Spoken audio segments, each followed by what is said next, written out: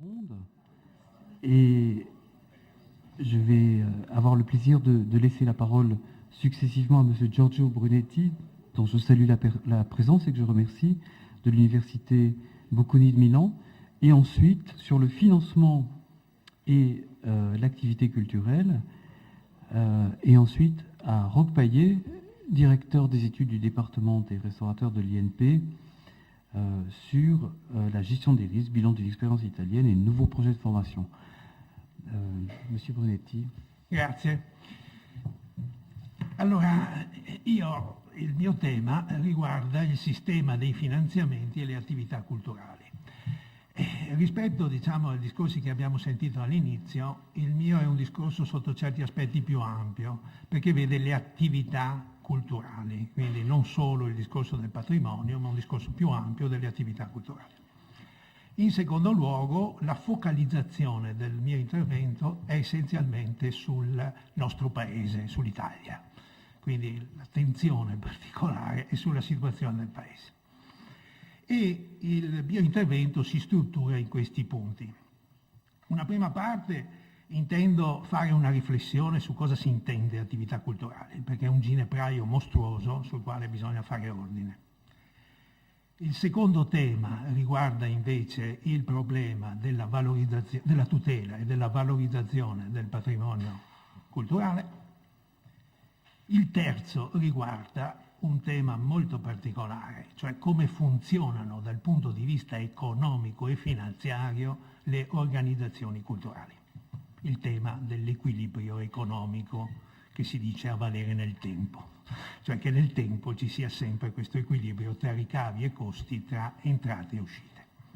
E infine, poiché io, essendo economista d'azienda, a un certo momento sono stato così coinvolto in un'attività di gestione, sono anche vicepresidente della Fondazione Teatro La Fenice e allora volevo focalizzare l'attenzione sulle fondazioni liriche sinfoniche che costituiscono uno dei patrimoni del nostro sistema Italia.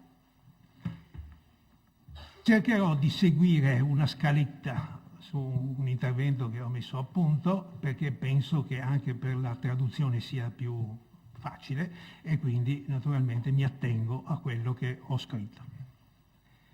Le attività di produzione culturale si manifestano all'interno di organizzazioni che in chiave economico-aziendale vengono denominate aziende, in quanto ordine economico di istituto, quali sono gli enti della pubblica amministrazione, delle loro diverse articolazioni, Stato, province e comuni, le imprese e quel vasto insieme di aziende che vanno qualificate come non profit. In ogni caso, siamo in presenza di un sistema di aziende ampio ed eterogeneo che definisce un settore dai confini sfumati e governato da logiche competitive molto diverse in funzione dei contesti nazionali e dei settori merceologici considerati. Pensate per esempio che nelle attività culturali entrano naturalmente gli archivi, le biblioteche, i musei, ma entrano anche le attività, di svago, come possono essere i concerti rock, come possono essere naturalmente il cinema, il teatro. Quindi il discorso è molto ampio. Al di là delle classificazioni necessarie per fare ordine e per orientarci, si è in ogni caso in presenza di un ginepraio inestricabile di settori e di comparti in continua evoluzione, trainato da quella che è la nervazione tecnologica digitale e della rete web. Piccolo aspetto che bisogna sottolineare. In chiave evolutiva si tende ora ad allargare ulteriormente il campo a tutta la cosiddetta industria creativa, ovvero quelle imprese che ricercano il loro vantaggio competitivo operando nel campo dell'innovazione e della creatività, come quelle della moda, dell'arredamento e dell'artigianato tradizionale in genere. In questo macro settore così ampio si colgono alcuni fattori che da questo traggono origine. Se ne parla ormai come di un settore portante del sistema economico in grado di creare possibilità occupazionali e nuovi modelli di imprenditorialità. In Italia questo discorso è molto sottolineato, anche perché recentemente un quotidiano, Il Sole 24 Ore, un paio di mesi fa, lanciò un programma di rilancio del paese basato fondamentalmente sulla riscoperta della cultura, quindi industrie culturali e industrie creative. E qua hanno nato una serie di dibattiti e di discussioni. Dai settori culturali e creativi si traggono infatti effetti economici diretti e indiretti. I paesi dove i cittadini hanno tassi di accesso alle opportunità culturali sono anche aree molto innovative. Sono capaci di affrontare domini di conoscenza, anche non familiare, sono aperti ad accettare il nuovo e il cambiamento.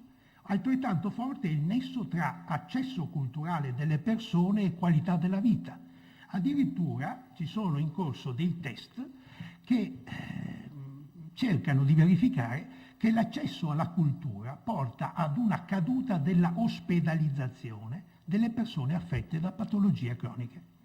Infine, i territori culturalmente attivi attraggono maggiori investimenti, nonché talenti e tanto più visibili sul piano internazionale. I cosiddetti smart city, no? Quelle città che adesso vengono considerate veramente delle città di attrazione di talenti, no? Consapevoli che questo settore è estremamente ampio ed eterogeneo, oltre che essere in continua evoluzione e ricco di enormi potenzialità future, concentriamoci su una certa distinzione. Possiamo compiere una distinzione tra un primo gruppo che è costituito da aziende che sono in grado, con la loro azione nel mercato, di conseguire l'autosufficienza economica, remunerando il capitale investito. Sono vere e proprie imprese creative e culturali. Quindi la prima distinzione ci sono delle imprese che naturalmente, veramente imprese, ecco, secondo la nostra concezione, le quali sono in grado non solo di coprire i costi, ma dare anche un rendimento al capitale che viene investito. Talvolta dalle televisioni, qua abbiamo le televisioni, il cinema, i concerti rock, gli eventi culturali di massa, le mostre per esempio che vengono indette. Talvolta ricorrono a sponsorizzazioni, alla ricerca di partner, mentre il conto economico comunque tiene, c'è l'equilibrio conseguito. L'altro comparto molto numeroso è quello costituito da organizzazioni e aziende che per operare hanno bisogno di finanziamenti esterni a titolo liberale. Possono essere conferimenti in conto esercizio, cioè per funzionare, oppure in conto investimento, per fare degli investimenti. In questo saggio intendiamo concentrare l'attenzione in quest'ultimo comparto, cioè quelle che sono le aziende non profit, cioè quelle che hanno bisogno di finanziamenti esterni. È facile immaginare come il finanziamento sia la fonte principale a cui la cultura in senso lato deve affidarsi per continuare a svolgere la sua importante funzione sociale. E due modelli si possono intravedere, uno di origine anglosassone e l'altro dell'Europa continentale. Nel primo, la cultura è finanziata in modo rilevante attraverso fondazioni di capitali costituiti con i lasciti o con le donazioni di molti soggetti privati. Tale forma di finanziamento è sostenuta in modo indiretto dalla spesa pubblica, visto il vantaggio fiscale che viene riservato alle donazioni per le fondazioni culturali e la perdita quindi di gettito fiscale per lo Stato. Tali fondazioni mettono a reddito questo patrimonio e dai rendimenti che ricavano finanziano le loro attività. In un periodo come l'attuale, di scarsi, di bassi rendimenti, perché anche la finanza non è che evidentemente gli investimenti diano dei ritorni molto elevati o addirittura di perdite di capitale, queste fondazioni sono costrette a ridurre le loro attività se non intendono intaccare il capitale sociale con il rischio di un depauperamento permanente. Tuttavia esse possono sempre contare sulle donazioni private grazie al regime fiscale favorevole di cui queste donazioni godono. Nei paesi dell'Europa continentale e in altri paesi il finanziamento della cultura avviene in prevalenza mediante contributi da parte dello Stato e di enti pubblici. Questo succede anche perché il patrimonio culturale storico è particolarmente ingente e di natura prevalentemente pubblica. Il momento attuale di forte indebitamento di bilanci pubblici penalizza, come si è visto, i trasferimenti pubblici alla cultura.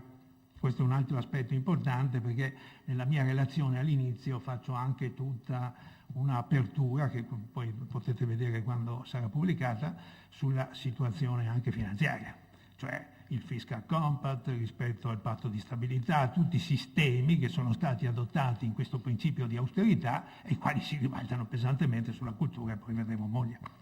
Quindi questo è un aspetto importante da sottolineare, ecco, io lo do per scontato, perché per non darvi anche un altro elemento di sofferenza raccontandovi la situazione che stiamo vivendo non solo in Italia ma anche in Europa e anche voi altri francesi.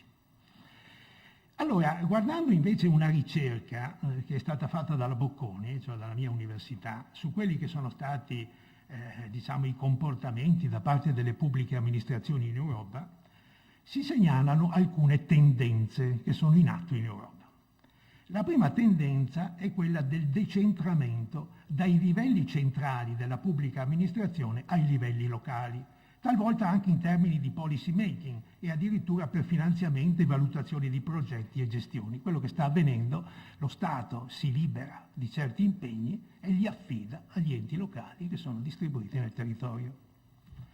Il secondo fenomeno che si vede anche in Europa è quella che si dice la sussidiarietà orizzontale, cioè la privatizzazione di gestioni, di porzioni di finanziamenti, di porzioni di proprietà, trasformando istituzioni pubbliche, pensate ai teatri, ai musei, nonché coinvolgendo privati, organizzazioni di volontari, associazioni, fondazioni bancarie e di imprese. Quindi vedete, queste sono le due tendenze che si notano in Europa. Lo Stato finanziatore, ma due tendenze sono in atto: uno Stato che cerca dalla parte centrale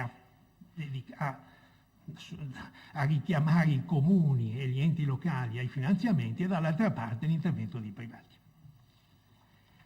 Vediamo una specificità italiana che forse vale la pena sottolineare. Le tendenze segnalate in campo europeo si stanno manifestando anche nel nostro Paese. Si è assistito ad una contrazione generalizzata degli investimenti, ad una riduzione delle spese del personale che si dedica alla cultura e a una riduzione di risorse del Ministero più che proporzionale rispetto alla contrazione complessiva delle spese statali. L'arretramento dello Stato è stato bilanciato dall'azione degli enti locali, anche da noi, che hanno supplito con investimenti strutturali e con sostegni di funzionamento alle organizzazioni culturali, cioè i comuni, le province, le regioni sono intervenute. Per alcune sofferenze il sistema delle produzioni culturali, pur con alcune sofferenze, il sistema delle produzioni culturali ha tenuto almeno fino al 2011. Poi la grande crisi che è succeduta successivamente ha ulteriormente colpito il settore culturale con continui tagli da parte dello Stato. In Italia va segnalato che oltre al finanziamento pubblico opera anche un altro tipo di finanziamento, quello attuato dalle fondazioni di origine bancaria che attraverso il rendimento dei loro patrimoni concorrono al finanziamento di attività culturali. Naturalmente anche queste risentono del difficile momento. Qui abbiamo questo fenomeno in cui assomiglia un po' al modello anglosassone, in cui abbiamo delle fondazioni le quali investono il loro patrimonio e da questo patrimonio ottengono i frutti per finanziare attività sociali e culturali. Le fondazioni bancarie nascono per sottrarre le banche al controllo dello Stato, dato che all'inizio degli anni 90, quando il nostro paese si aprì all'Europa, più della metà delle banche erano istituti di diritto pubblico. Con la legge Amato-Carli si dispose che gli enti bancari venissero trasformati in società per azioni sotto il controllo di fondazioni, le quali successivamente avrebbero dovuto collocare le proprie azioni nel mercato. Dai dividendi ricavati dal proprio patrimonio investito in attività differenziate avrebbero dovuto perseguire fini di interesse pubblico o di utilità sociale. Il percorso successivo di questi anni è stato molto accidentato, è un po' così, un po' dolce infatti, ma comunque molto accidentato, caratterizzato da una contrapposizione tra la politica che cercava di utilizzarle come dispensatrici di poltrone nei board o di distrarle dalle loro originarie finalità, come quelle di inserire tra i settori di intervento la realizzazione di lavori pubblici o di pubblica utilità, e gli organi direttivi delle fondazioni, spesso in mano ad ottuagenari legati alla Prima Repubblica, che hanno sempre opposto una tenace resistenza a queste richieste. Chiaro? Penso la posizione tra questi due mondi, no? Della vecchia politica e della nuova. Un recente studio Mediobanca ha cercato di rendere un po' più trasparente il settore delle 88 fondazioni bancarie, che sono un po' localizzate prevalentemente nel centro-nord, mentre il sud non ne ha, perché derivano da antiche storie che adesso è inutile anche ricordare. Malgrado la legge prevedesse da tempo la graduale fuoriuscita dal capitale delle banche conferitarie, le fondazioni ne sono tuttora principali azioniste, cioè il disegno di 20 anni fa non è molto stato realizzato. Questa concentrazione, oltre a far precipitare i rendimenti delle fondazioni rispetto ai benchmarking di portafogli a rischio zero, li hanno sovraesposte ai rischi, perché avendo un unico investimento, se questo investimento va male tutto. E basta pensare al Monte dei Paschi, che credo sia noto naturalmente universalmente, il quale si è indebitato la fondazione si è indebitata per partecipare all'aumento della banca conferitaria, la banca del Monte dei Paschi. A fronte di questa contrazione delle entrate del patrimonio da reddito, si è assistito a una riduzione della produttività del loro personale, parlo sempre delle fondazioni bancarie. I costi sono cresciuti 7 volte di più delle entrate, oltre a sostenere altissimi costi fissi per il compenso dei loro organi statutari, che sono pletorici, ricchi di tante persone. A differenza delle fondazioni americane, che seguono una strategia di forte differenziazione delle proprie risorse e finalizzano la loro attività verso una precisa e definita missione, cultura, salute, eccetera, le fondazioni bancarie, oltre alla concentrazione delle risorse spesso in una singola istituzione, la banca conferitaria, sparpagliano i loro interventi a tutto campo. La cultura è il settore più presente tra quelli prescelti dalle fondazioni e pur coi limiti prima segnalati, il sistema delle fondazioni bancarie ha concorso certo ad integrare il flusso di risorse a vantaggio della cultura. Nel 2010 quasi 10.000 iniziative sono state sostenute dalle fondazioni, erogando oltre 400 milioni in leggero aumento rispetto all'anno precedente. Quindi, pur tuttavia con questi limiti, un contributo alla cultura lo danno. E lasciatemi dare una nota che riguarda un po' anche la nostra realtà. Va anche precisato che alcune fondazioni non hanno accolto il modello di fondazione grant making, cioè erogare denaro a organizzazioni non profit che operano nei settori individuati, ma si sono indirizzate verso fondazioni operative, svolgendo direttamente attività di impresa nei suddetti settori, intendendola come attività strumentale al raggiungimento dello scopo di utilità sociale. Scelta alle volte non coerente con le esigenze del territorio, specie se questo ha molte istituzioni culturali e il problema è soddisfare i loro bisogni di sostegno finanziario, più che alimentare l'offerta culturale che è già rilevante. Una situazione che capita anche da noi qui.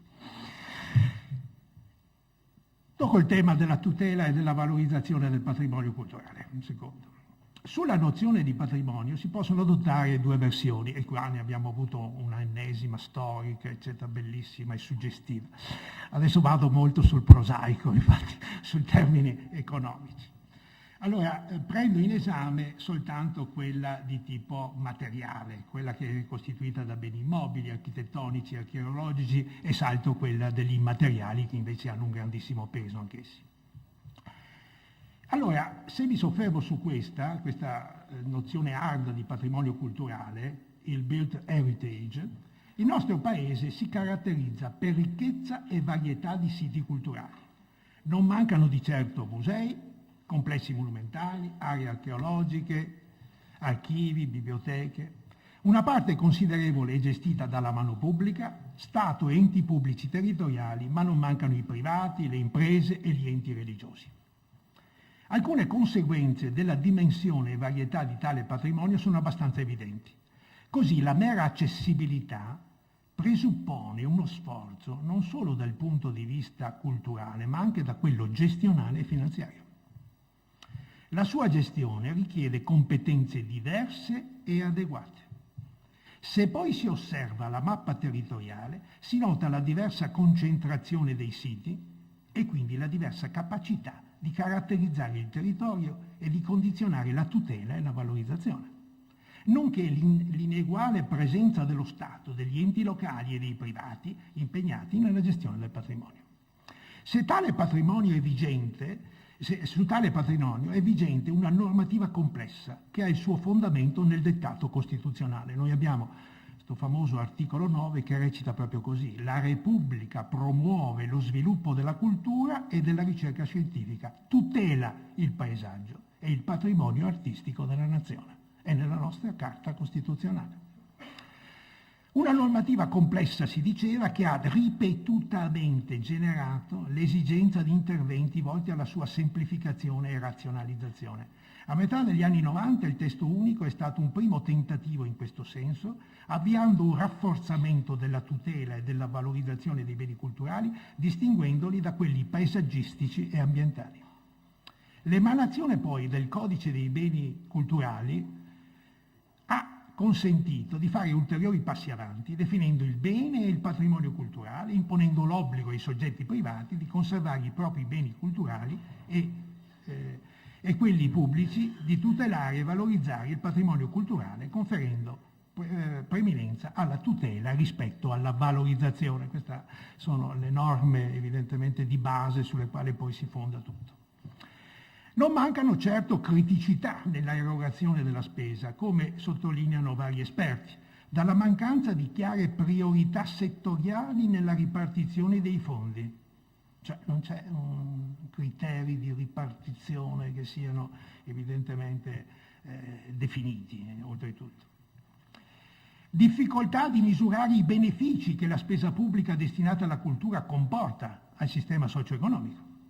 E poiché la cultura non viene considerata una prestazione essenziale, i trasferimenti statali agli enti territoriali non hanno una destinazione vincolata, per cui l'ente locale poi destina queste spese ad altre cose, non alla cultura, mancando una destinazione ad hoc.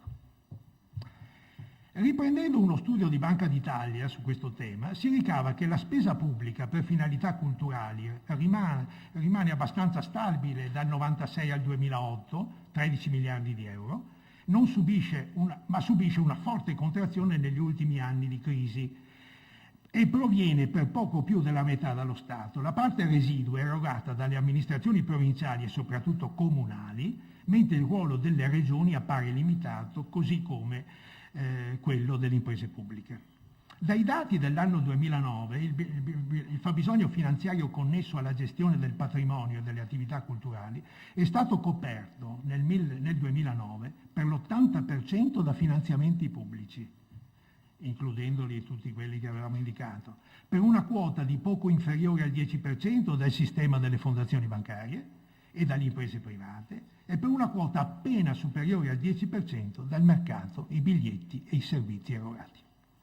Una spesa, come si è visto, nel complesso molto contenuta, pur in presenza di un patrimonio molto rilevante, superiore a quello dei paesi con cui dell'Europa ci si confronta. Un patrimonio che per la sua conservazione ha bisogno di interventi di restauro, di manutenzione ordinaria e straordinaria, col conseguente elevato fabbisogno di risorse finanziarie. I privati e le fondazioni bancarie sono coinvolti attraverso adatti strumenti giuridici. Già la legge Ronchey aveva introdotto la possibilità di affidare a privati alcuni servizi collaterali prestati presso i siti culturali pubblici, il bookshop, la ristorazione, la caffetteria. Leggi successive hanno ampliato le opportunità offerte per gli operatori privati, tanto che oggi i servizi connessi alla cultura da parte dei privati sono largamente diffusi. Le concessioni, tuttavia, sono oggi oggetto di riesame allo scopo di favorire l'interessamento di potenziali operatori privati. Si è pure introdotta la concessione di valorizzazione, un modello di delega di servizi pubblici basato su un contratto di affidamento della gestione del servizio con remunerazione legata ai risultati conseguiti. In tal modo si andrebbe verso un parziale ritiro dal servizio pubblico dal ruolo di gestore diretto del patrimonio culturale e di un potenziamento della sua azione di controllo e di indirizzo, confermando la tesi prima indicata. Schema alternativo alla concessione è quello del project financing, partenariato pubblico e privato, per la realizzazione di infrastrutture dedicate a migliorare la fruibilità dei beni culturali. Proprio i tempi di recupero economico sono troppo lunghi, sembra a detta degli intervistati, non esserci una comprovata convenienza da parte privata. Nuove forme contrattuali o l'estensione della durata delle concessioni potrebbero attrarre operatori privati, ma queste soluzioni potrebbero funzionare solo per quei siti dove esiste, come adombravate anche nella prima relazione, una effettiva attrattività turistica e massa critica senza le quali l'attività non risulterebbe attrattiva. Una valenza più generale di coinvolgimento di privati nell'opera di tipo culturale è la fondazione, forma tecnica ben diversa dalla fondazione classica, cioè un patrimonio per uno scopo. È una fondazione di partecipazione, cioè mette insieme il capitale ma anche i soci, ma anche le associazioni, associazione e fondazione. Non so se in Francia c'è anche questo modello, ma comunque qui è molto praticato per le fondazioni culturali. E questa si adatta, ha avuto un largo impiego per contratti di sponsorizzazione che rendono possibile interventi di recupero e di valorizzazione dei quali il settore non potrebbe farsi carico, visto il vincolo di bilancio sempre più stringente. Per concludere, sul coinvolgimento dei privati riporto un'osservazione di un collega che diceva che è falso immaginare che ai privati spetta la gestione delle opportunità mercantili, cioè la valorizzazione, mentre al pubblico spetti la tutela e la conservazione.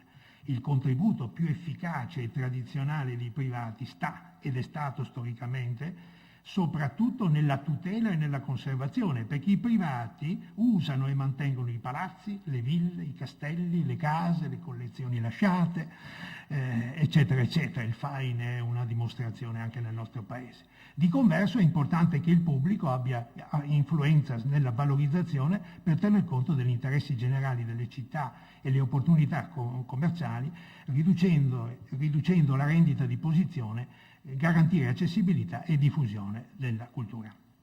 Vediamo l'equilibrio economico dell'organizzazione culturale o di un'istituzione culturale, perché poi alla fine abbiamo queste istituzioni le quali devono vivere attraverso un bilanciamento tra i ricavi che portano a casa e i costi che sostengono. Questo è un bel problema e chi opera in questo campo quotidianamente ha il problema dell'equilibrio, di far sì che evidentemente i costi siano adeguatamente coperti. Questo è un tema forte, capite?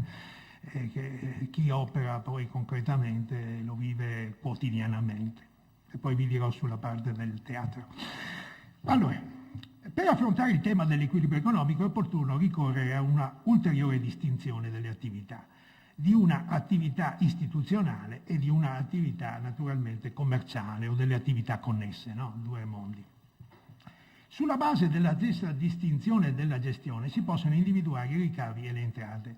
Se è una fondazione che dispone di un patrimonio a reddito, è questo che dovrebbe costituire la fonte primaria di finanziamento della gestione. I problemi connessi sono ben evidenti. È un patrimonio che deve essere salvaguardato nel tempo, investito in beni che consentano un frazionamento del rischio, quindi una pluralità di investimenti per evitare di dipendere dalle fluttuazioni di valore di uno solo di esso, come può essere per esempio per le fondazioni bancarie. Tutto dipende da come va la banca. Problemi che possono essere gestiti da professionalità adeguate, in grado di cogliere le tendenze dei mercati di riferimento, perché sono volatili, e di adottare misure tempestive per ridurre potenziali rischi che si possono presentare. Più frequente nella nostra situazione italiana è il caso di istituzioni culturali che non godono di un patrimonio a reddito o, se lo hanno, alimenta in misura molto limitata l'attività dell'istituzione. Ciò non significa che, sebbene in misura limitata questi beni, immobili, terreni, valori, non possano svolgere un ruolo importante anche in queste istituzioni. Contribuiscono pur sempre alle entrate dell'istituzione e costituiscono un volano atto ad assorbire con le loro eventuali realizzazioni perdite di esercizio che nel tempo possono manifestarsi. quindi una specie di volano che assorbe eventuali sbilanci che si possono determinare nei bilanci. Anche in questo ambito non manca la fantasia imprenditoriale dell'operatore culturale, perché deve essere un uomo anche con molta fantasia, con molto spirito imprenditoriale, specie in questi momenti di crisi. Pensate che per esempio una fondazione di Venezia ha pensato addirittura di produrre energia con le biomasse ottenute dai suoi terreni agricoli accordandosi con un'azienda specialistica del settore. Pensate, addirittura produco energia per ricavare dei frutti per svolgere la mia attività, la mia missione. Pensate che come evidentemente la fantasia deve essere, poi le opportunità ci sono, quindi basta coglierle anche. No? Va bene. Se l'istituzione culturale dispone di un monumento, di un museo o di un sito culturale, la missione può riguardare la sua funzione, la sua fruizione da parte del pubblico. In questi casi, se l'attrazione risulta elevata e la massa critica di turisti rilevante, la bigliettazione può costituire una fonte di entrata importante, tale da assicurare l'equilibrio economico. Pensate che la Procuratoria di San Marco, attraverso le visite alla chiesa e al campanile, riesce ad equilibrare benissimo il suo bilancio, perché c'è una folla immensa e quindi è già questa una voce importante. Ma sorge anche un altro problema sul versante opposto, quello dei costi di mantenimento, che non sono poca cosa, specie quando si tratta di compiere importanti e spesso indifferibili interventi di restauro conservativo. Contributi pubblici e privati diventano quindi indispensabili in conto capitale, così come in conto esercizio per il sostegno del funzionamento, specie quando l'azienda di produzione culturale non può contare sul flusso di entrate proveniente dal pubblico dei visitatori. La strada del contributo pubblico si sostanzia nell'attività di lobbying da giocare a livello degli enti pubblici.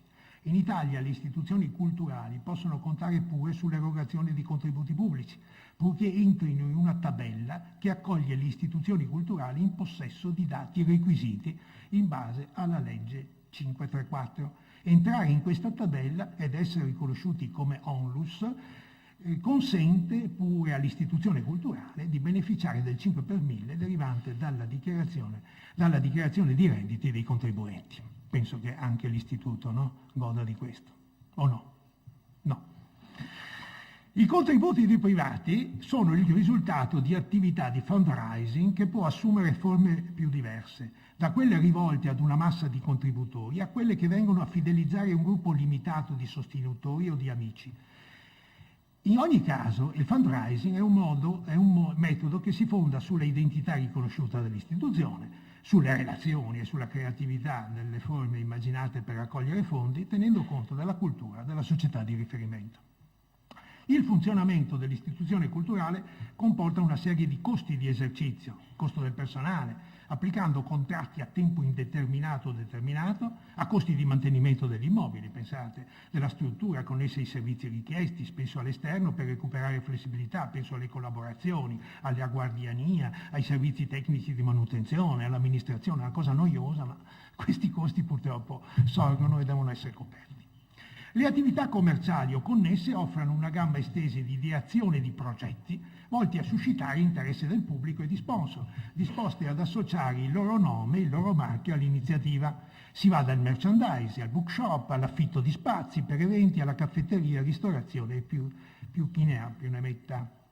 E passiamo allora, abbiamo allora visto i due temi, il tema diciamo della tutela e della valorizzazione, le risorse che comporta, il fabbisogno finanziario che comporta, come evidentemente lo Stato e il privato tende a coprire questi fabbisogni. Abbiamo visto dall'altro lato il tema dell'equilibrio economico nell'ambito delle varie organizzazioni sindacali. Ora consentitemi di focalizzare l'attenzione su qualcosa che conosco bene, che essendo vicepresidente devo conoscere bene, per definizione. No.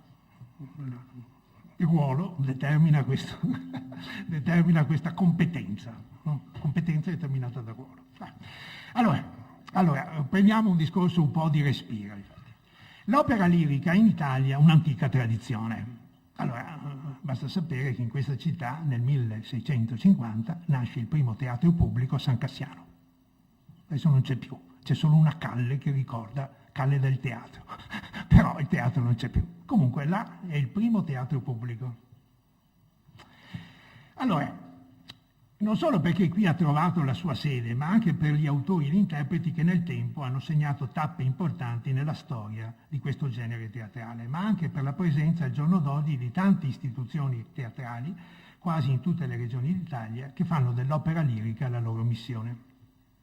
Alla fine degli anni 90, per i teatri lirici vigeva una legge che si chiamava la legge Corona, del ministro che l'aveva introdotta, che stabiliva che l'attività lirica e concertistica è considerata di rilevante interesse nazionale.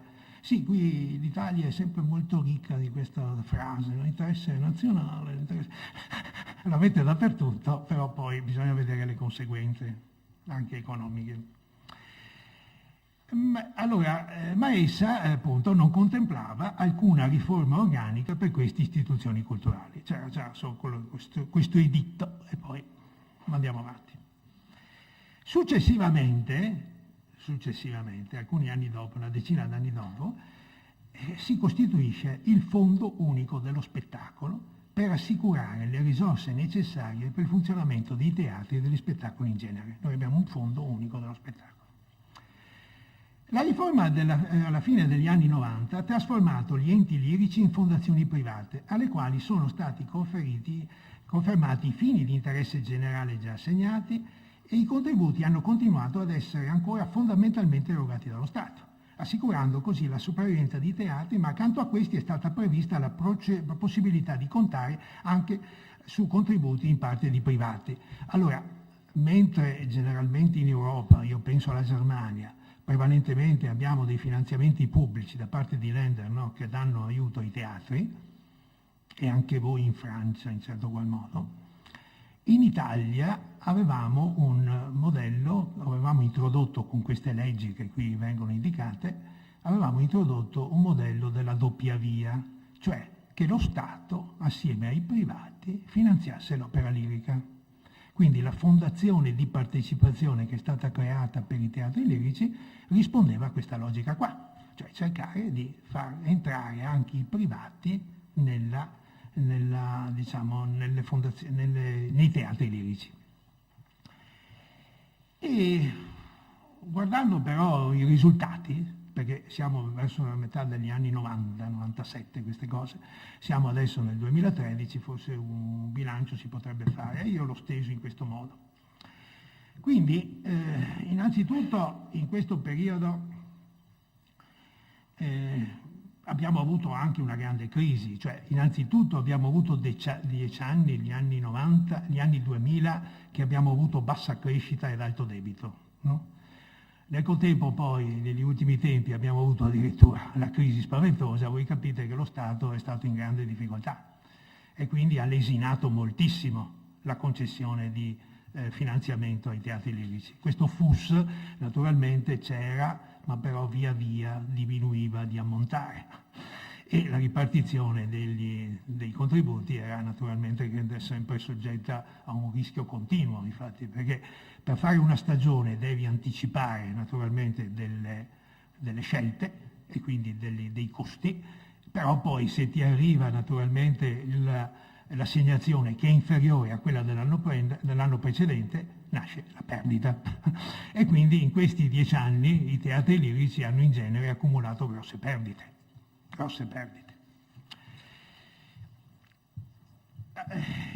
Vado abbastanza veloce su questo e volevo accentrarmi, anche perché vedo che il tempo passa e il Presidente avrà qualche problema.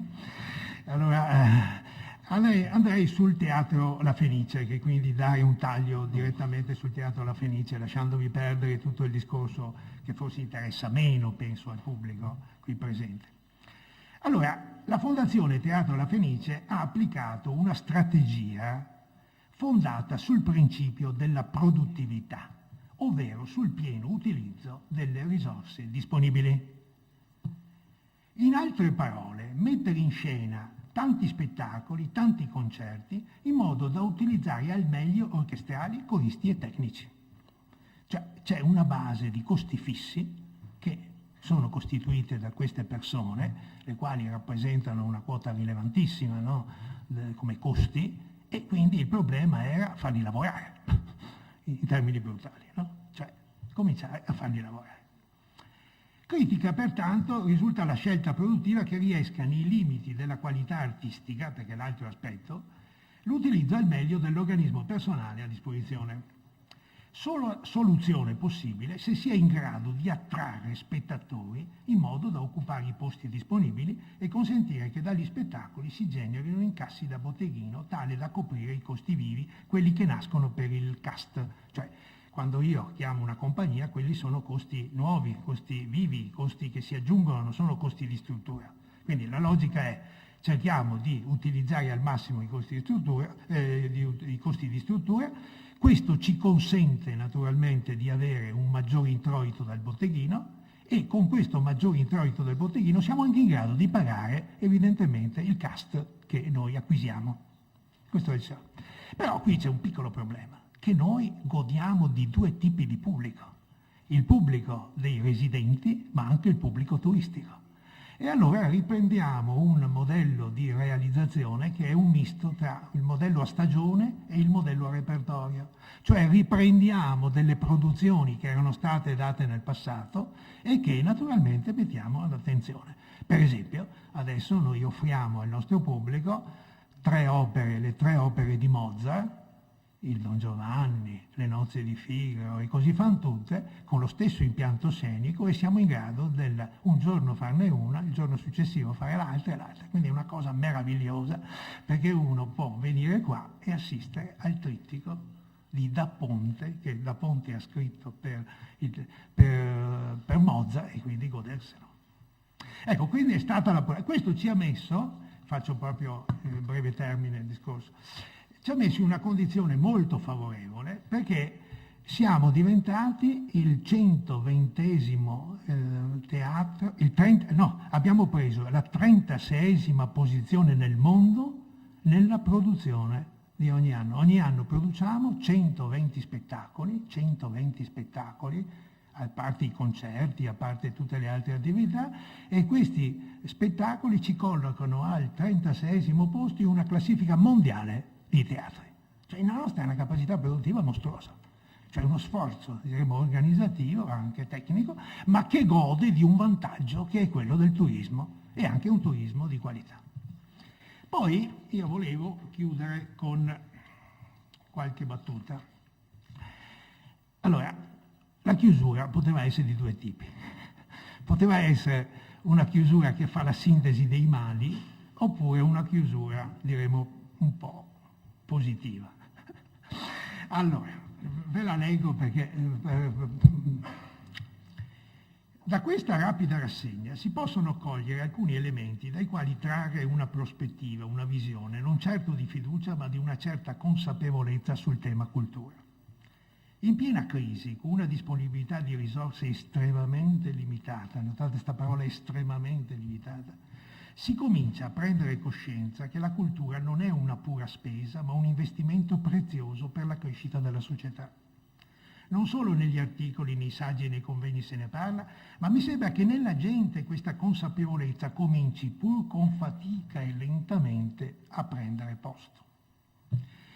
Spetterà in ogni modo agli attori pubblici e privati giocare la loro parte. Non è un caso che l'attuale Presidente del Consiglio abbia esplicitamente indicato nella istruzione, ricerca e cultura gli obiettivi da perseguire, senza i quali non c'è futuro, nemmeno del governo che presiede. Purtroppo è un governo con una maggioranza fragile, ma è pur sempre un segnale importante.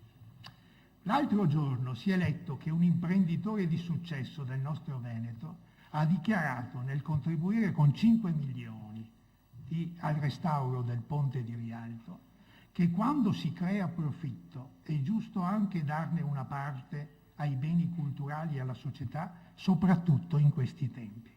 È un buon auspicio nella prospettiva di superare quella visione opportunistica che mira sempre in ogni azione imprenditoriale, anche quella che vede coinvolta la parte pubblica nella tutela del patrimonio, un ritorno economico immediato.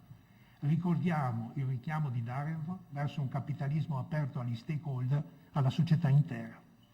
Alla fin fine saranno gli operatori culturali a intraprendere la strada più difficile e più impegnativa, quella di considerare queste difficoltà come un'occasione per imboccare nuove strade alla ricerca di fondi, rinnovando le modalità con cui richiederle, con fantasia, con coraggio, ma anche con tanta fiducia.